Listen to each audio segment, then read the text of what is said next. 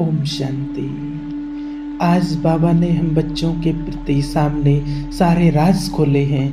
बाबा कहते हैं कि आने वाला समय कैसा होगा, उसके सारे राज खोल दिए हैं बाबा ने कि आने वाले समय में क्या क्या होगा।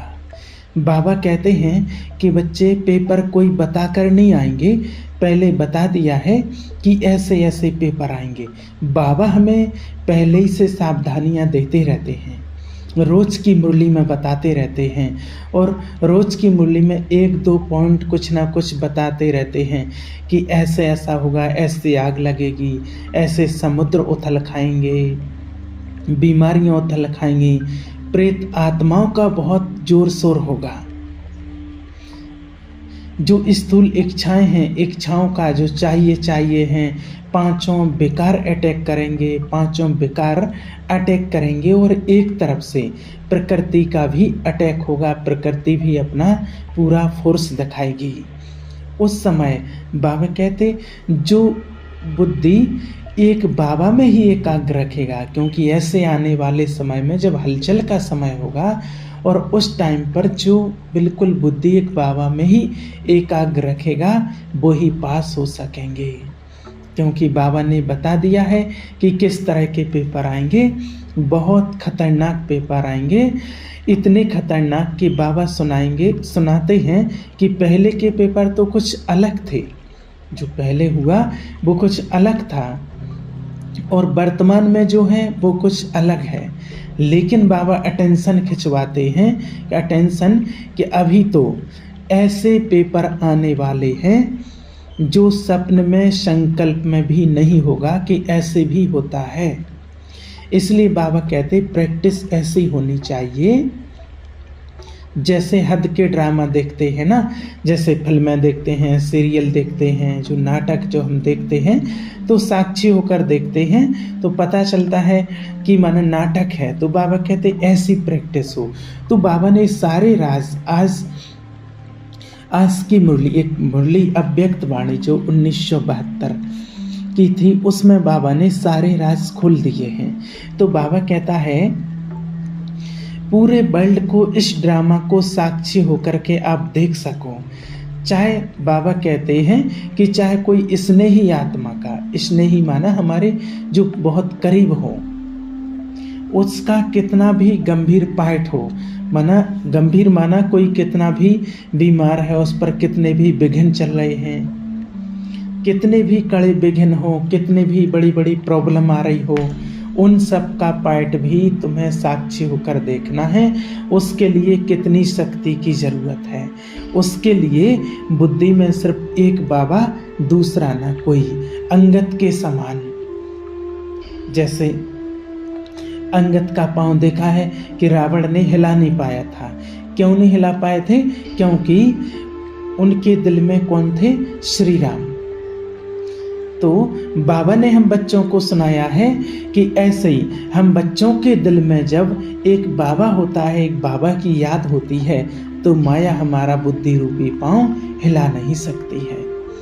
यहाँ पर बाबा स्थूल पांव की बात नहीं करते, बुद्धि रूपी पांव की। जैसे बुद्धि भटक जाती है, बीमारियां अपनी तरफ बुद्धि को खींच लेती हैं, संसार अपनी तरफ बुद्धि को खींच लेता है, छोटी छोटी समस्याएं बुद्धि को खींच लेती हैं। तो बाबा कहते हैं कि एकाग्र, एक बाबा में एकाग्र।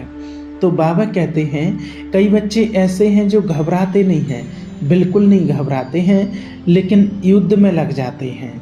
जैसे कोई प्रॉब्लम आई तो उसको ठीक करने में उसमें पूरा समय दे देते हैं। उसके चक्कर में ना तो बाबा को याद करते हैं, ना टाइम पर जैसे कई बार न मुरली सुन पाते हैं। क्यों? माना घबराते नहीं हैं, उनके दिल में बाबा भी होता है, लेकिन उनका सारा टाइम युद्ध में चला जाता है। तो बाबा कहते हैं कि जितने भी प्रॉब्लम्स आ रही हैं, जितना जो हम देख रहे हैं, उसमें जरूर कुछ ना कुछ कल्याण होगा। बाबा कहते हैं कल्याण होगा। तो बाबा सुनाते हैं जो साक्षी दृष्टा की स्टेज है वो बिल्कुल अलग है। बाबा कहते बुद्धि नहीं हिलेगी और सामने कोई आत्मा है, कोई दर्द में आत्मा है, अगर हम साक्षी होकर उसको देखेंगे, उसको शांति की शक्ति देंगे, वाइब्रेशन देंगे, बाबा का ज्ञान देंगे, सब कुछ देंगे, लेकिन हम हिलेंगे नहीं। तो बाबा ने हम बच्चों के लिए बहुत अच्छी पॉइंट आज सुनाई है। बाबा कहते हैं कि जो भी पार्ट चलते हैं उन हर एक पार्ट में उसमें कुछ ना कुछ बहुत गूढ़ रहस्य समाये हुए हैं, बहुत गूढ़ रहस्य बाबा कहते हैं। इसलिए ये संकल्प कभी नहीं करना क्यों होता है, ये संकल्प ये क्वेश्चन कभी नहीं। बाबा कहते क्यों हुआ, कैसे हुआ, बाबा कहते ये क्वेश्चन तो नहीं उठते हैं, और उठते हैं बुद्धि में कई बच्चों की। और बाबा दूसरा सवाल भी पूछते हैं, बाबा सोचते हैं, कहते हैं बाबा कि बच्चे ये तो नहीं सोचते हैं कि पता नहीं भविष्य में क्या होगा, क्या होना है भविष्य में। बाबा ने सब कुछ सुना दिया है कि क्या होना है भविष्य में, क्या नहीं होना है, कैसे कैसे सीन आने हैं।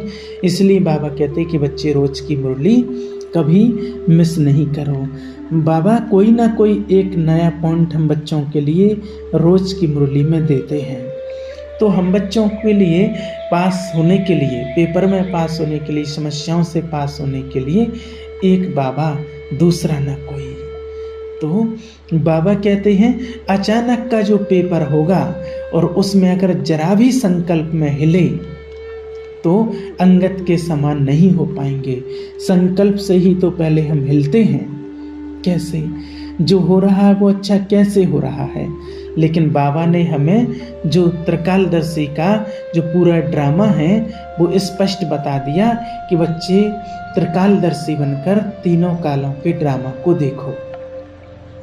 कल्याण समाया हुआ है ड्रामा में, ड्रामा कल्याणकारी है। बाबा के साथ हम बच्चों को चलना है और बाबा के साथ हमें रहना है, तो बाप को खूब याद करना है और ऐसे बाबा का हमेशा दिल से शुक्रिया करते रहना है। शुक्रिया बाबा, शुक्रिया बाबा। अच्छा, ओम शांति।